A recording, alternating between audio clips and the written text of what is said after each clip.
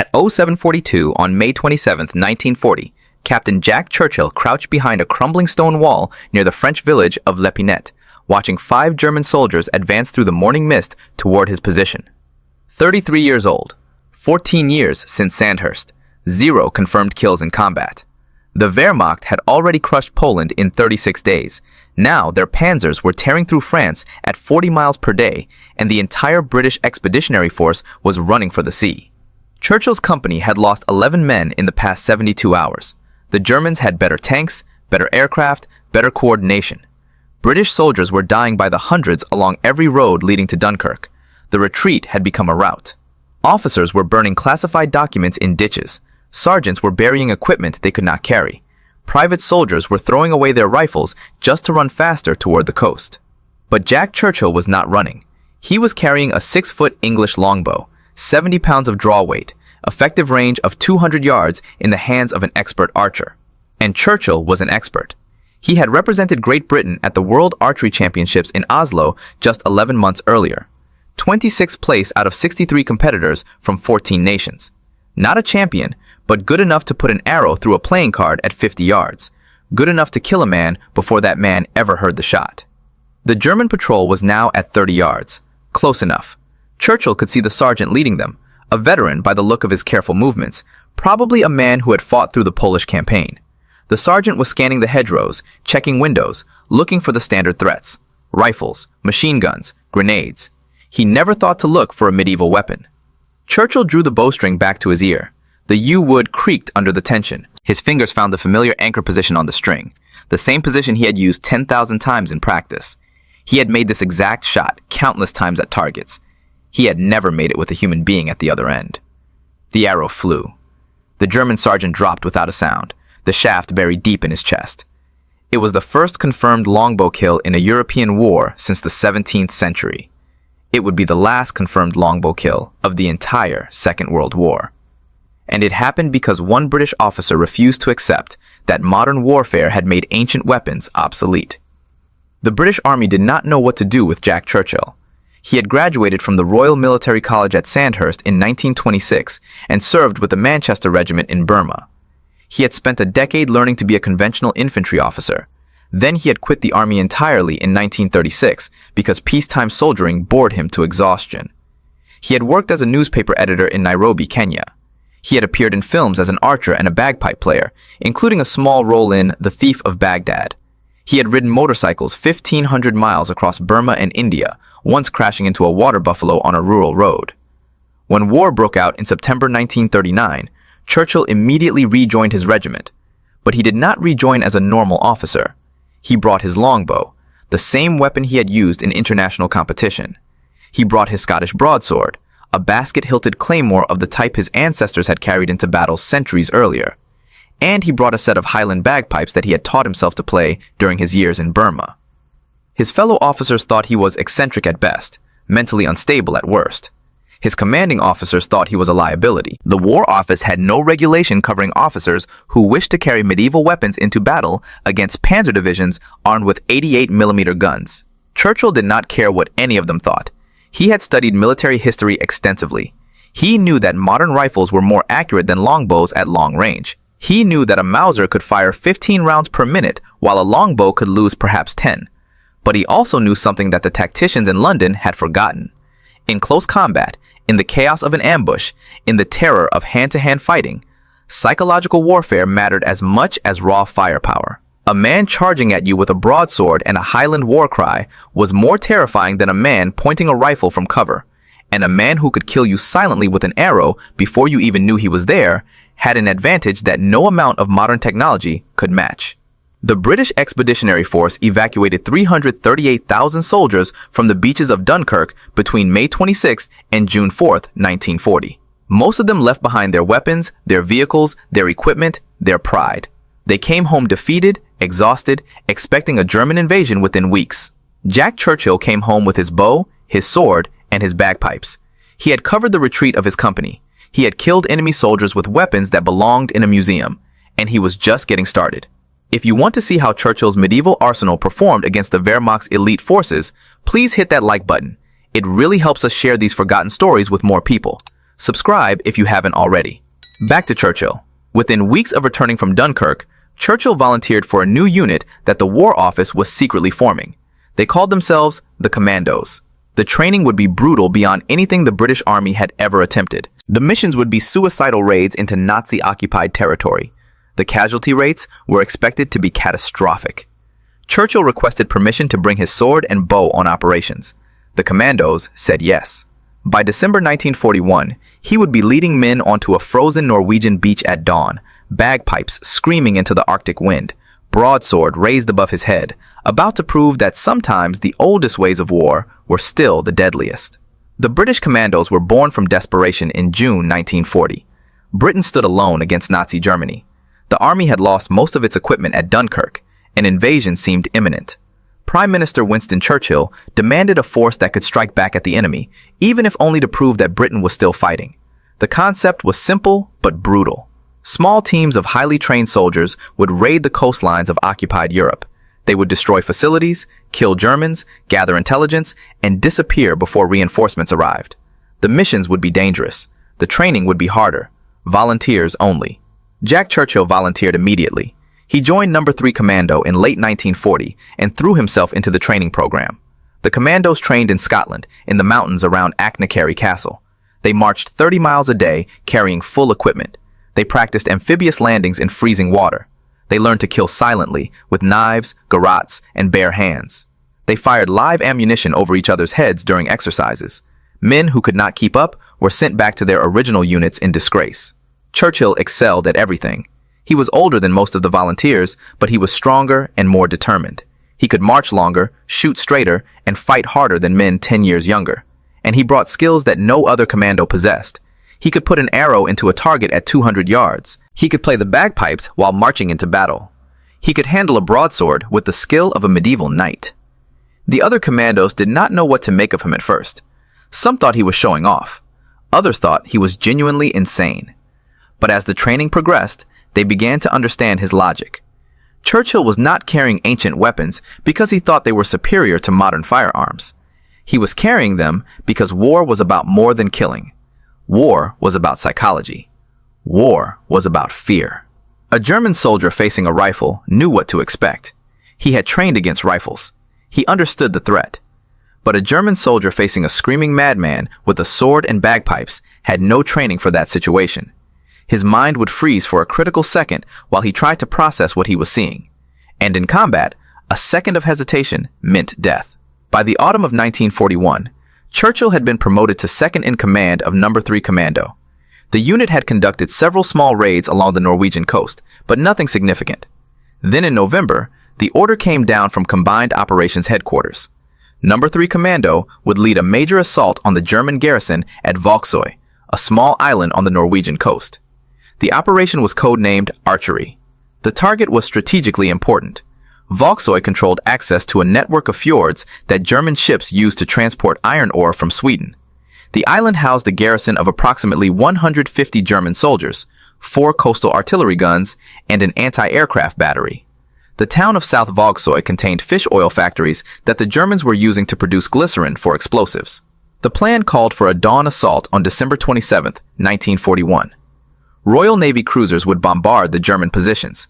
Royal Air Force bombers would provide air cover. Then the commandos would land on multiple beaches simultaneously, overwhelming the defenders before they could organize a coherent defense. Churchill studied the intelligence reports obsessively. The German garrison was well-trained and well-equipped. They had machine guns, mortars, and prepared defensive positions. The coastal artillery could sink the landing craft before they even reached the beach.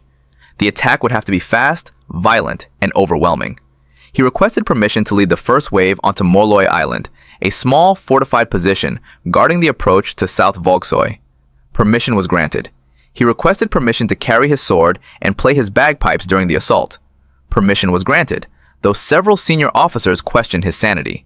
The night before the raid, Churchill checked his equipment one final time. His broadsword was sharp. His bagpipes were tuned. He had grenades, a revolver, and a Thompson submachine gun as backup. But he intended to lead the charge with steel and music, not bullets. The commandos loaded onto their transport ships on Christmas Day, 1941. They sailed north through the Arctic darkness, past the coast of Scotland, into the Norwegian Sea. The temperature dropped below freezing. Ice formed on the deck railings. The men huddled in their quarters, checking weapons, writing letters home, trying not to think about what was coming. Churchill spent the voyage studying maps and rehearsing signals with his men. He had 105 commandos under his direct command.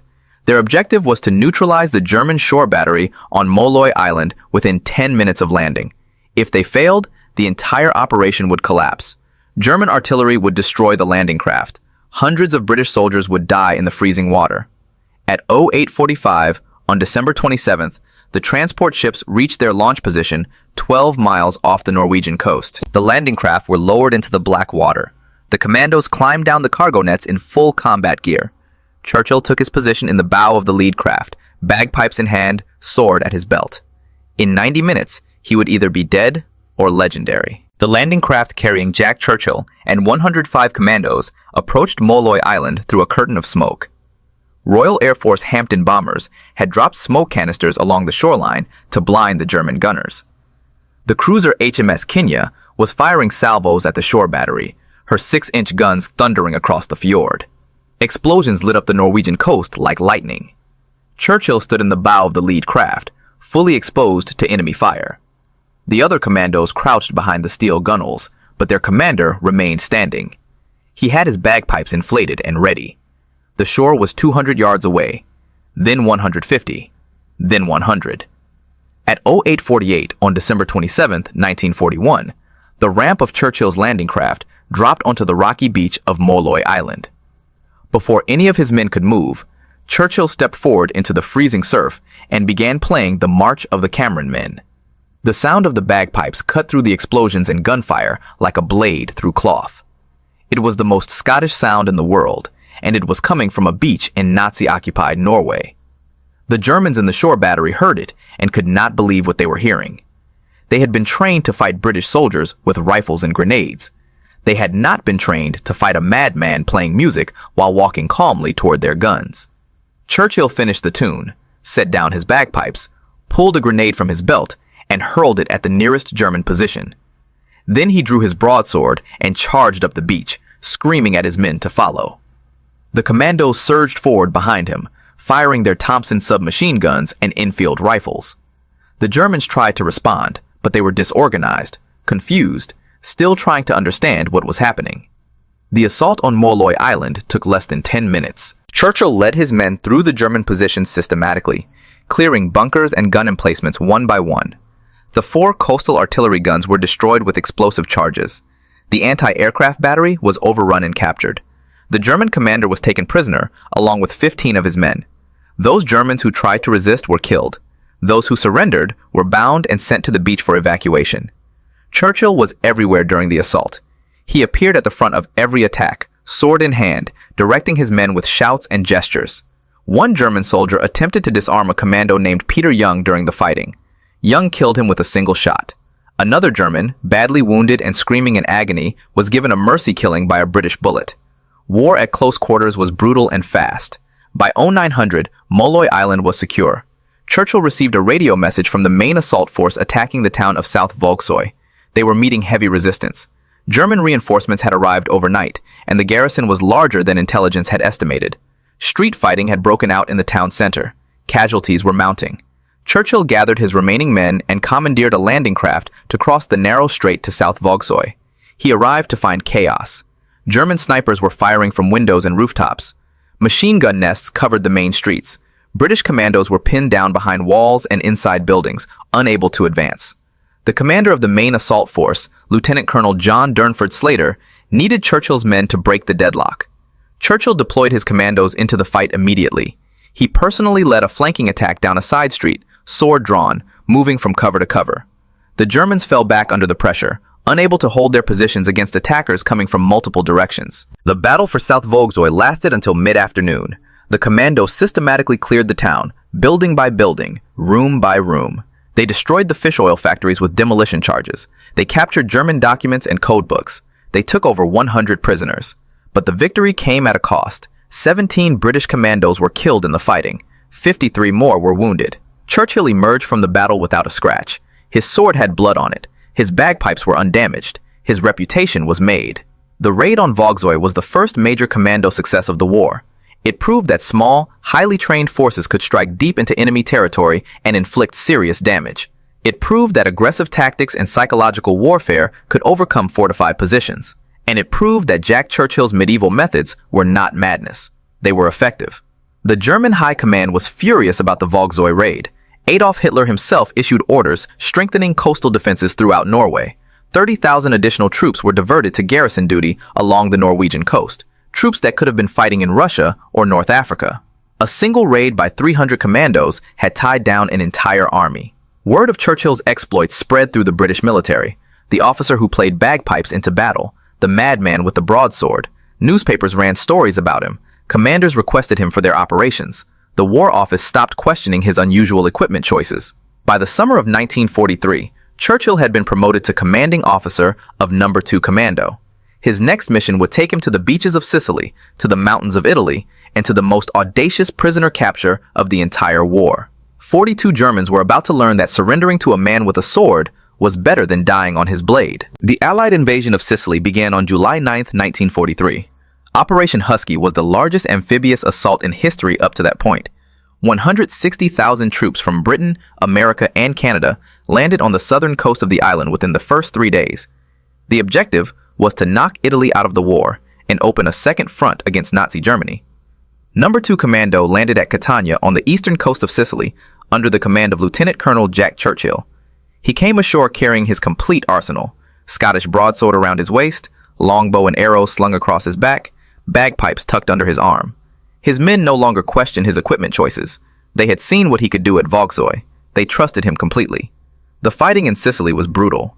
The Germans had reinforced the Italian garrison with elite parachute troops and panzer divisions. Every village became a fortress. Every road became an ambush site. The Allies advanced slowly, taking casualties at every step. Churchill led his commandos through the mountainous terrain, bypassing enemy strongpoints, striking at supply lines, gathering intelligence on German positions. By September, Sicily had fallen, and the Allies were preparing to invade mainland Italy. The plan called for landings at Salerno, south of Naples. Intelligence suggested the Germans were expecting an attack further north, near Rome. The Salerno beaches would be lightly defended. The invasion would be straightforward. The intelligence was wrong. No. 2 Commando landed at Salerno on September 9, 1943. They immediately encountered fierce resistance. The Germans had anticipated the invasion and reinforced the area with panzer divisions and artillery. The beachhead came under heavy fire within hours of the landing. American and British troops were pinned down, unable to advance. The entire operation was in danger of collapsing. Churchill's commandos were assigned to defend a critical road and rail junction at the town of Vietri sul Mare, overlooking the western half of the Bay of Salerno. If the Germans captured Vietri, they could pour artillery fire onto the Allied beaches. The landing force would be destroyed. For 5 consecutive days, Churchill and his men held Vietri against repeated German counterattacks. They fought from buildings, from ditches, from rubble. They repelled infantry assaults and tank probes. They called in naval gunfire on German positions. They refused to give ground even when ammunition ran low and casualties mounted. On the night of September 14th, Churchill received new orders. German forces had occupied the hills above the town of Molina, controlling a strategic pass leading down to the Salerno beachhead. An observation post on those hills was directing artillery fire onto Allied positions. The observation post had to be eliminated. Churchill studied the terrain. A frontal assault up the hills would be suicidal. The Germans had machine guns covering every approach. They had mortars zeroed in on the obvious routes. Any large force would be detected and destroyed before reaching the objective. He decided on a different approach. He would take a single corporal and infiltrate the German positions at night. 2 men could move silently where 200 could not. 2 men could capture what 200 could not take by force. Churchill and the corporal left the British lines after midnight. They moved through the darkness using terrain features for cover. They avoided German sentries by crawling through drainage ditches and along stone walls. The night was black. The Germans were not expecting an attack from 2 men armed with a sword and a revolver. They reached the first German position just before dawn. Churchill spotted the glow of cigarettes in the darkness. German soldiers were manning a mortar position, relaxed, not expecting trouble. Churchill drew his broadsword and approached silently. He appeared out of the darkness like a ghost from another century. The Germans surrendered immediately. They had never seen anything like this officer with his medieval weapon and his calm demeanor. Churchill used his revolver lanyard as a rope to lead the first prisoner to the next position. He repeated the process. Each time, he approached silently, revealed himself suddenly, and demanded surrender. Each time, the Germans complied. They were too shocked to resist. By dawn, Churchill and his corporal had captured 42 German soldiers and an entire mortar squad. They marched their prisoners back down the pass to the British lines. The wounded Germans were placed on carts and pushed by their fellow prisoners. Churchill later described the scene as an image from the Napoleonic Wars.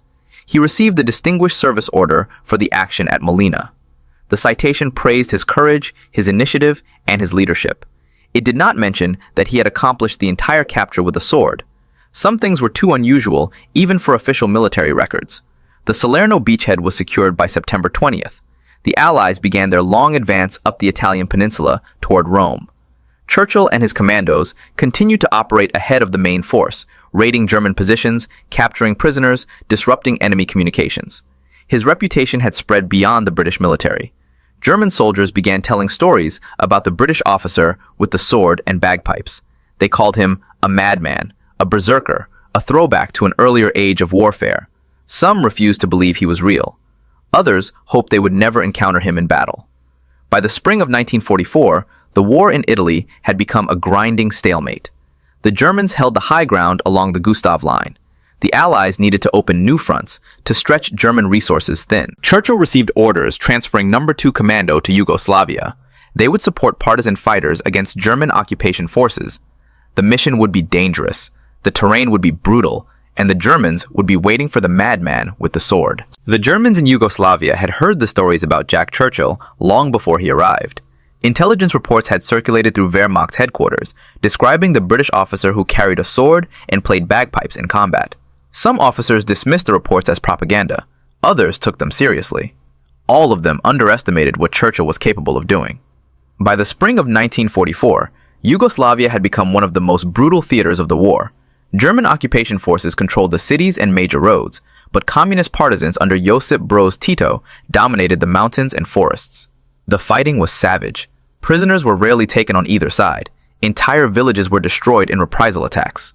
The Germans had deployed over 500,000 troops to Yugoslavia, and they were still losing ground. The British government decided to support Tito's partisans with weapons, supplies, and military advisors.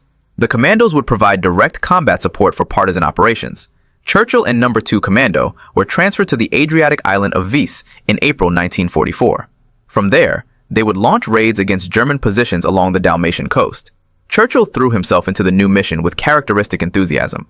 He studied the terrain, learned the partisan tactics, and planned operations against German supply lines. The partisans were impressed by his aggression and his willingness to fight alongside them. The Germans were about to learn that the madman with the sword had arrived in their sector. The first raids were successful. Churchill led attacks on German outposts, destroying equipment and capturing prisoners. He moved through the mountains with his sword and bagpipes, inspiring the partisans with his fearlessness. The Germans responded by reinforcing their garrisons and increasing patrols. They knew something had changed. The raids were more coordinated, more aggressive, more effective. In May 1944, Churchill received orders to capture the German-held island of Brach. The island controlled shipping lanes along the Dalmatian coast. A German garrison of several hundred soldiers held fortified positions overlooking the beaches. Taking Brach would require a major assault. Churchill assembled his force. He had 43 commandos from No. 43 Commando, a troop from No. 40 Commando, and approximately 1,500 Yugoslav partisans. It was a mixed force, with mixed capabilities. The British commandos were highly trained professionals. The partisans were brave, but poorly equipped and loosely disciplined. Coordinating them in a complex amphibious assault would be difficult. The landing on Brach was unopposed. The Germans had pulled back from the beaches to prepare defensive positions in the hills. Churchill landed with his men on the night of May 2, 1944. The partisans were supposed to advance immediately toward the German positions. Instead, they hesitated. The partisan commanders saw the strength of the German fortifications and decided to wait until morning. Churchill was furious.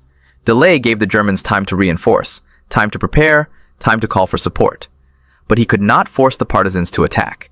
He had to wait with them through the long night, knowing that surprise had been lost. The assault began the following morning. No. 43 Commando launched a flanking attack on the German positions, while Churchill led the elements from No. 40 Commando in a direct assault. The partisans remained at the landing area, providing no support. Churchill and his commandos were on their own. The Germans were ready for them. Machine gun fire swept the approaches to the hilltop positions. Mortar rounds exploded among the advancing commandos. Churchill pushed forward anyway, bagpipes playing, sword at his side, urging his men up the slope. The attack stalled. Men were falling. Ammunition was running low. A German mortar team had zeroed in on Churchill's position. They fired a salvo of rounds directly into the group of commandos gathered around their commander. The explosions killed or wounded every man except Churchill himself. He survived only because he had been standing slightly apart from the group, playing his bagpipes to encourage the attack. Churchill found himself alone on a hillside in enemy territory. His men were dead or dying around him. The Germans were advancing toward his position. Ammunition was exhausted. Escape was impossible. He did what any officer of his character would do. He sat down on a rock, picked up his bagpipes, and began playing "Will Ye No Come Back Again." It was a Scottish lament, a song of farewell, a final act of defiance against an enemy that had finally caught up with him. The Germans approached cautiously. They could not believe what they were seeing. A British officer, surrounded by the bodies of his men, playing music while they pointed rifles at him. They did not shoot. They were too confused, too curious, perhaps too respectful of a man who faced death with such composure. A German grenade exploded near Churchill, knocking him unconscious. When he awoke, he was a prisoner. The Germans transported Churchill to Berlin for interrogation. They were convinced that anyone named Churchill must be related to the British Prime Minister. They flew him to the capital under heavy guard, hoping to extract valuable intelligence about Allied plans. They were disappointed. Jack Churchill had no connection to Winston Churchill. He was not privy to strategic secrets. He was simply an officer who liked swords and bagpipes. The Germans sent him to Sachsenhausen concentration camp, north of Berlin. It was a special compound for prominent prisoners, including politicians, resistance leaders, and suspected relatives of important figures. Churchill was placed among men who had plotted against Hitler, men who had defied the Nazi regime, men who expected to be executed at any moment. For most prisoners, Sachsenhausen was the end. For Jack Churchill, it was merely an inconvenience. Within 4 months, he would escape. Within 8 months, he would be fighting again. The Germans had captured the madman with the sword, but they had not broken him. Sachsenhausen concentration camp was not designed for men like Jack Churchill. The camp held political prisoners, resistance fighters, and enemies of the Nazi state. Most inmates spent their days in forced labor, slowly starving under brutal conditions. Many never left alive. The SS guards expected obedience, despair, and eventual death from their prisoners. Churchill gave them none of these things.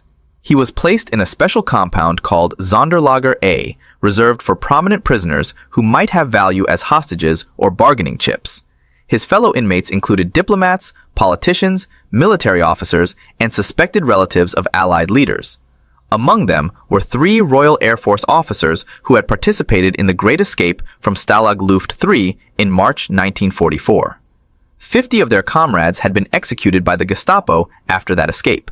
These 3 had survived only because they were considered potentially valuable. Churchill immediately began planning his own escape. He studied the camp layout, the guard rotations, the fence lines, the watchtower positions. He identified weaknesses in the perimeter. He recruited allies among his fellow prisoners. Within weeks of his arrival, he had a plan.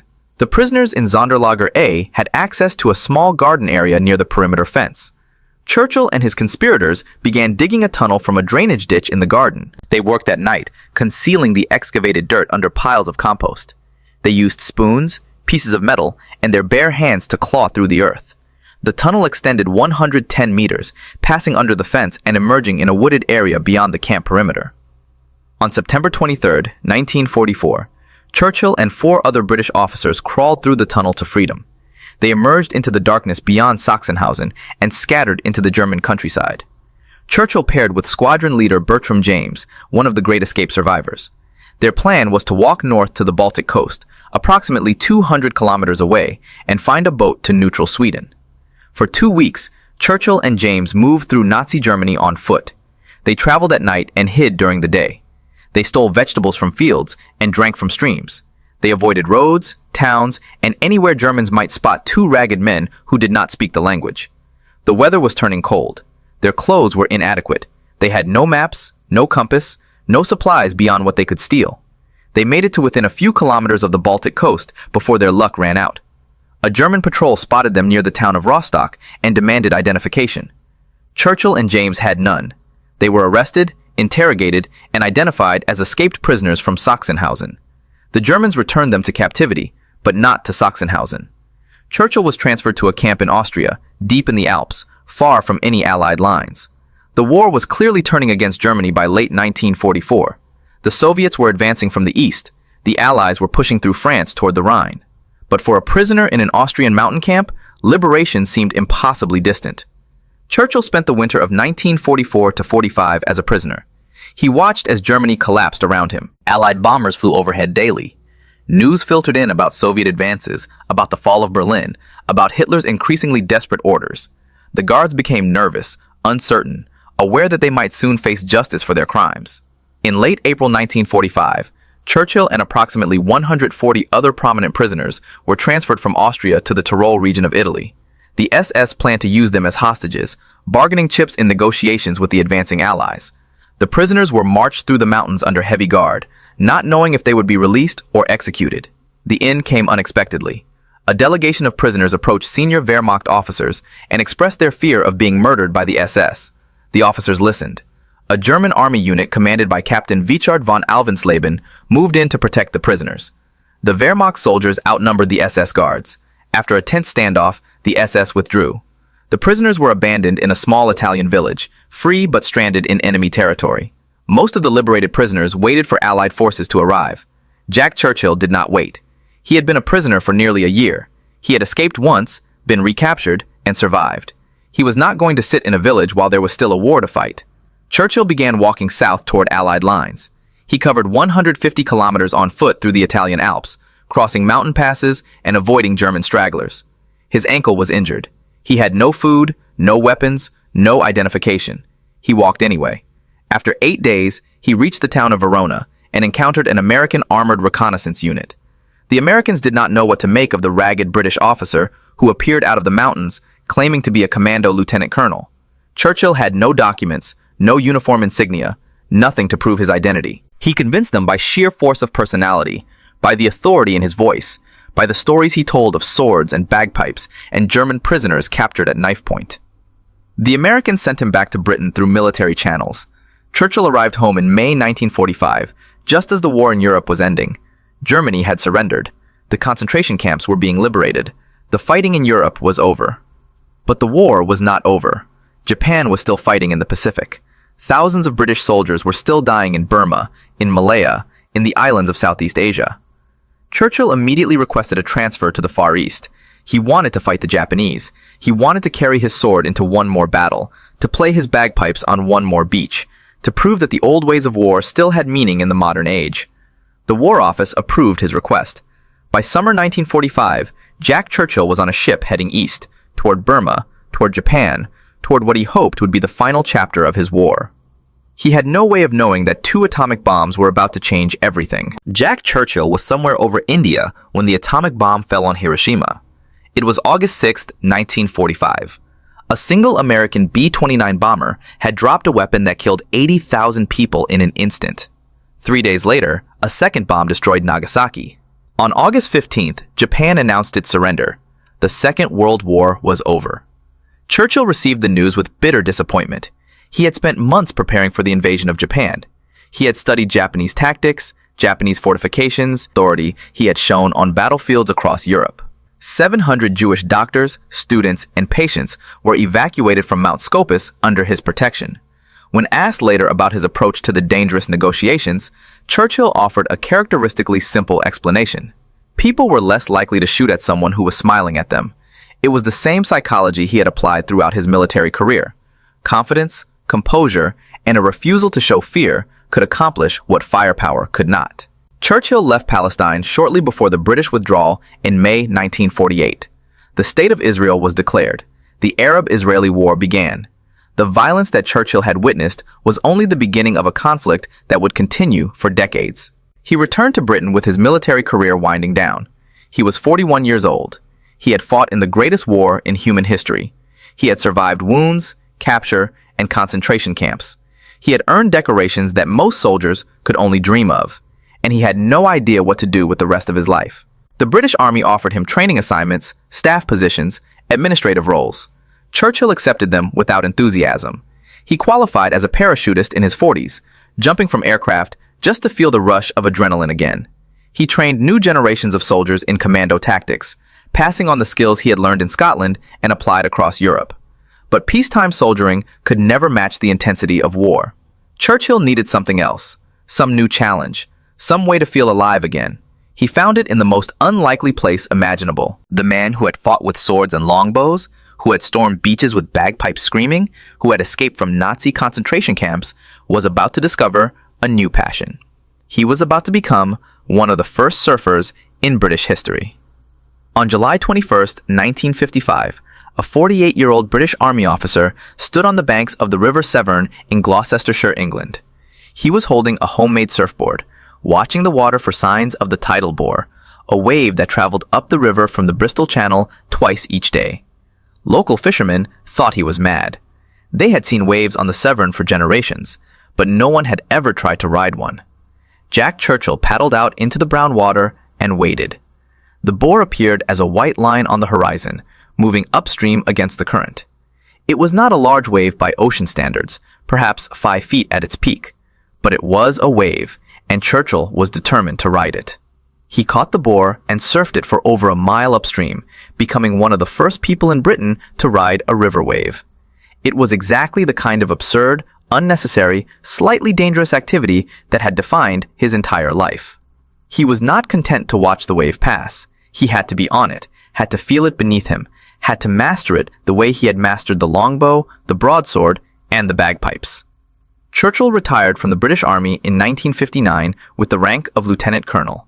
He had served for over 30 years, fought in one world war and several smaller conflicts, earned decorations from multiple nations, and survived experiences that would have killed most men 10 times over. He was 52 years old and finally at peace with civilian life. His retirement was as eccentric as his military career. He developed a passion for radio-controlled model boats, building elaborate warships and sailing them on ponds near his home. He refurbished old steamboats and piloted them along the Thames between Richmond and Oxford. He continued to play the bagpipes at memorial ceremonies and regimental gatherings, a living connection to the commando traditions he had helped create. His daily commute became legendary among fellow train passengers. Churchill would ride the train home from London each evening, and as the train passed his neighborhood, he would open the window, Japanese fighting spirit.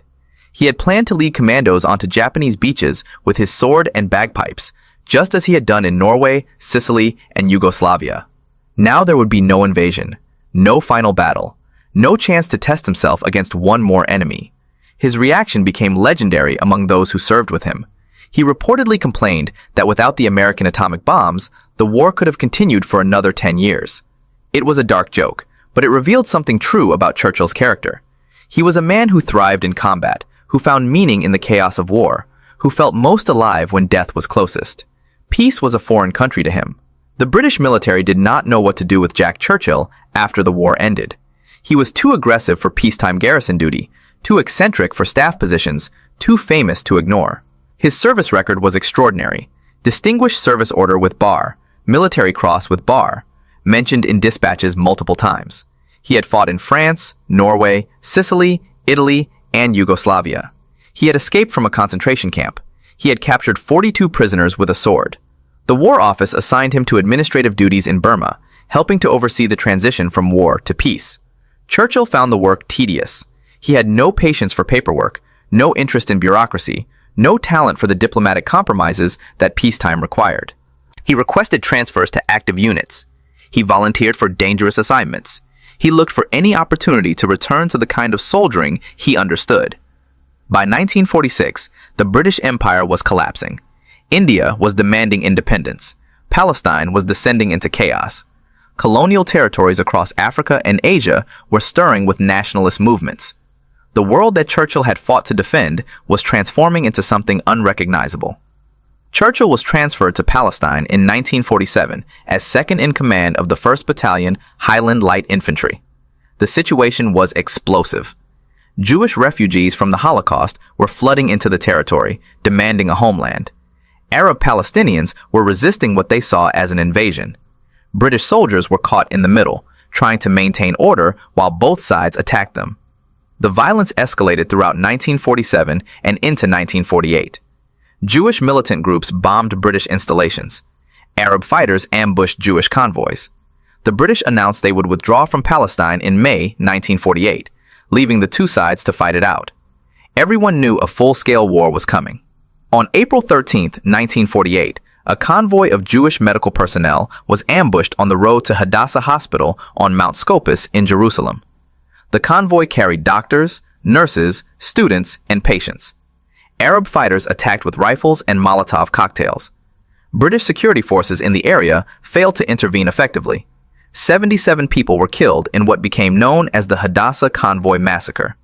Churchill was not at the massacre site, but he was involved in the aftermath. The surviving Jewish medical staff at Hadassah Hospital were now trapped on Mount Scopus, surrounded by hostile territory. They could not leave safely. They could not receive supplies. They faced the prospect of slow starvation or violent death. Churchill organized the evacuation. He coordinated with British military units, Jewish authorities, and Arab leaders to arrange safe passage for the trapped personnel. He personally oversaw the operation, moving through contested areas with the same calm and throw his briefcase out onto the tracks. Startled passengers assumed he had lost his mind. In fact, Churchill had calculated the exact spot where his garden bordered the railway line. The briefcase landed in his backyard every time, saving him the trouble of carrying it from the station. When people asked about his wartime exploits, Churchill was modest. He did not boast about the Germans he had killed or the prisoners he had captured. He did not exaggerate his role in operations or claim credit for victories that belonged to others. He simply told the truth, which was extraordinary enough without embellishment. His son Malcolm later recalled that his father would discuss the war openly with anyone who asked, particularly over a glass of wine in the evening, but he never sought attention for his deeds. The years passed. Churchill watched the world change around him. The British Empire dissolved. The Cold War divided Europe. New technologies transformed warfare beyond recognition. Guided missiles replaced artillery. Jet aircraft replaced propeller planes. Nuclear weapons made conventional combat seem almost quaint. The kind of war Churchill had fought, with swords and bagpipes and personal courage, became a historical curiosity. Churchill died on March 8, 1996, at the age of 89. He had outlived most of his comrades from the Commandos, most of his fellow prisoners from Sachsenhausen, most of the men he had led into battle across Europe. He died peacefully in Surrey, England, surrounded by family, a lifetime removed from the frozen beaches of Norway and the burning hills of Yugoslavia. The obituaries struggled to capture his life. One British newspaper wrote that if Churchill had not existed, it would have been impossible to invent him. No fictional hero with his story would seem credible. A man who killed enemies with a longbow in the age of tanks. A man who captured prisoners with a sword in the age of machine guns. A man who played bagpipes while mortars exploded around him.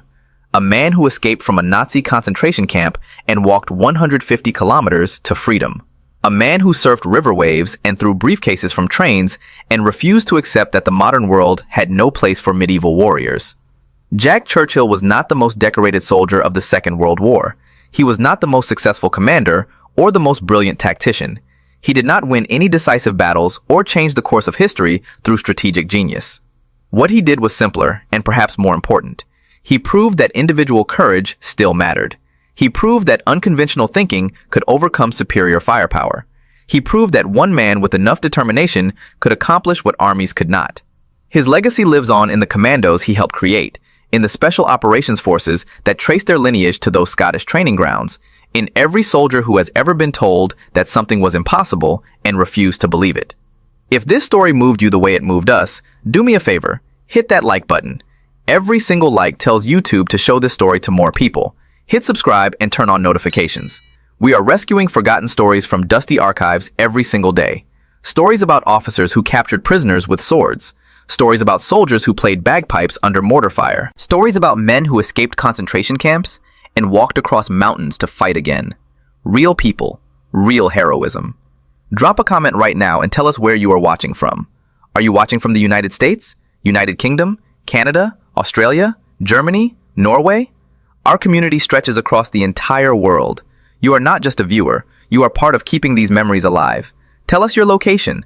Tell us if someone in your family served. Tell us if you have ever heard of Mad Jack Churchill before today. Just let us know you are here. Thank you for watching, and thank you for making sure Jack Churchill does not disappear into silence. This man deserved to be remembered, and you are helping make that happen.